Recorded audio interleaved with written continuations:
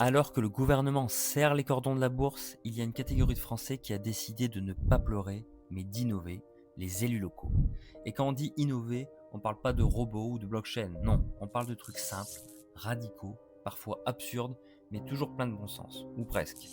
T'as sûrement vu passer cette idée, supprimer les réceptions officielles à l'Élysée pendant le congrès des maires. Bah oui, pourquoi payer petit four et champagne à 600 élus pendant que la cantine scolaire de ton gamin coupe les bananes en deux pour faire des économies? Mais certains vont plus loin. Un maire a proposé de vendre symboliquement un bâtiment public, littéralement pour 1 euro, histoire de réduire les frais d'entretien. Un autre parlait d'annuler toutes les cérémonies protocolaires, sauf celles obligatoires. Tu sens venir le 14 juillet à base de chips, sono Bluetooth et rubans tricolores piqués sur une nappe. Et attention, derrière ces décisions un peu brutes, il y a un message politique très clair. On ne peut plus faire semblant.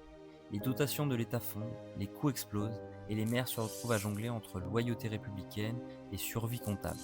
Et dans cette ambiance un peu tendue, certains n'ont plus peur du ridicule. Un maire de village a même lancé un appel aux dons sur Litchi pour rénover des salles des fêtes. Oui, un crowdfunding pour remplacer la moquette et réparer les radiateurs. On n'est pas loin d'un TikTok de détresse budgétaire. Mais le plus fascinant, c'est qu'en face, l'État reste droit dans ses bottes. Optimisation, sobriété, effort collectif, sauf que les efforts, ils viennent toujours du même endroit, les territoires. Tu veux organiser un festival pour dynamiser ta commune? Tu veux ouvrir une crèche? Tu veux rénover une école? Bah fais-le, mais sans argent, sans aide et avec des normes administratives à n'en plus finir. Et le plus ironique dans tout ça, c'est que ces maires-là sont souvent les plus proches du terrain.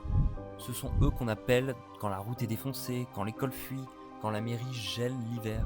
Et eux, ils n'ont pas d'attaché parlementaire, pas de chauffeur,